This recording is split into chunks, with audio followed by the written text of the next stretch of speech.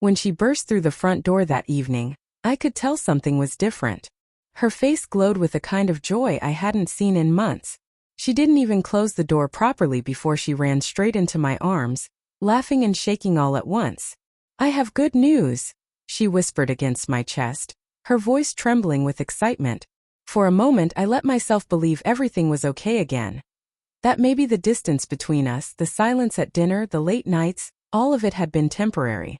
"Tell me," I said, smiling despite the nervous flutter in my chest. She pulled back, her eyes shining with tears. "We're having a baby." I froze, and the room seemed to go very still.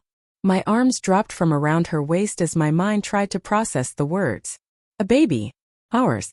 It should have been the happiest moment of my life, but instead something cold crawled up the back of my neck.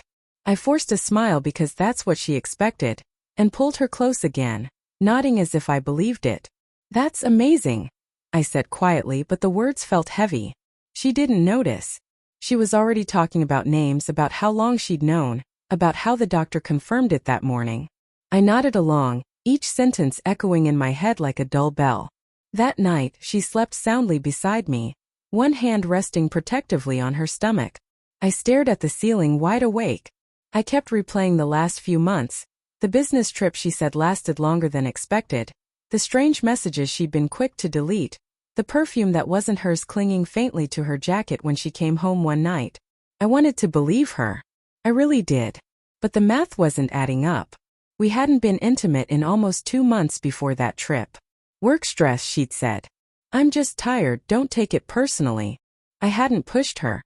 I respected her space, thinking we'd find our rhythm again. But now, with her softly breathing beside me, all I could think about was timing. And something about it felt wrong. The next morning over breakfast, she was cheerful, humming while frying eggs, talking about baby clothes and nursery colors. I smiled when she looked my way, but inside my heart was splitting. I couldn't stop seeing the image of her walking out that night before her trip, dressed too nicely for a flight that didn't exist. Over the next few days I tried to act normal. I congratulated her when she showed me sonogram appointments, held her hand when she talked about cravings, and even smiled when she said she couldn't wait to see my mom's reaction. But every word, every gesture, felt rehearsed, like she was performing a role. I noticed the small things first. Her phone was never out of her sight, not even when she went to shower. She started locking it, something she never did before. And when I casually mentioned that her due date seemed earlier than expected, her voice wavered for a second before she brushed it off with a laugh. At work I couldn't focus. Every sound from my phone made my heart race. I kept wondering if I was being paranoid or if I already knew the truth. Finally, I reached out to a private lab, one that offered prenatal DNA testing without needing the mother's consent. I hated myself for even considering it, but I couldn't live in this limbo anymore.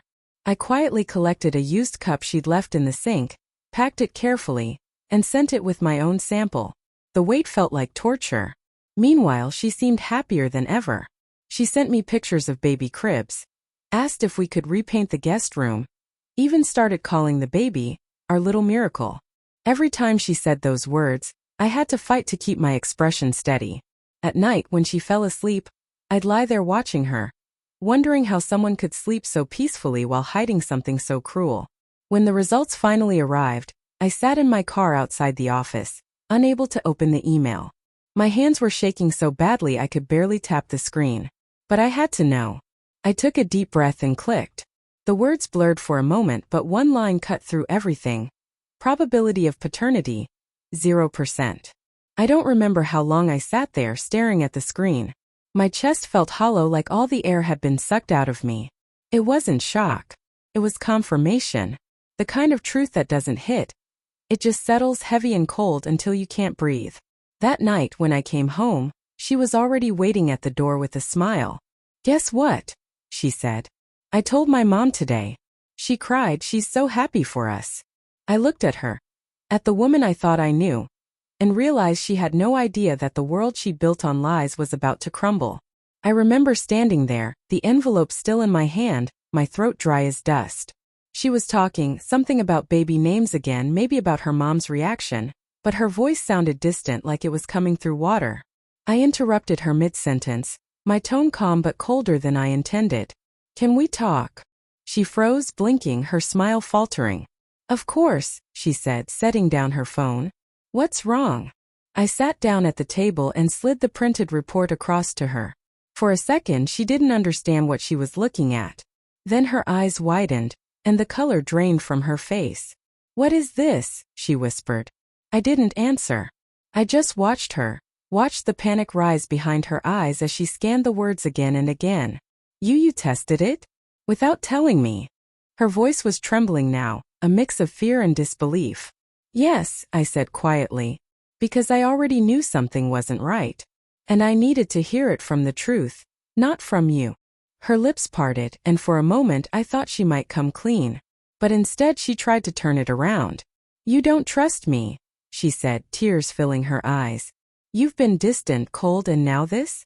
You went behind my back. I almost laughed, not out of humor but disbelief. You're right, I said. I didn't trust you.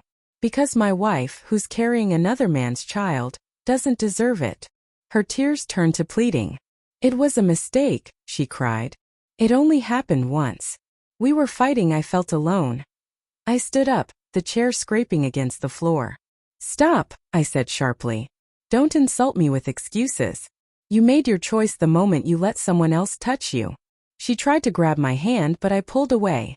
The silence that followed was suffocating. The only sound was her sobbing, raw, broken, as I walked into our bedroom and started packing a bag. Please don't do this, she whispered from the doorway. We can fix this, we can start over.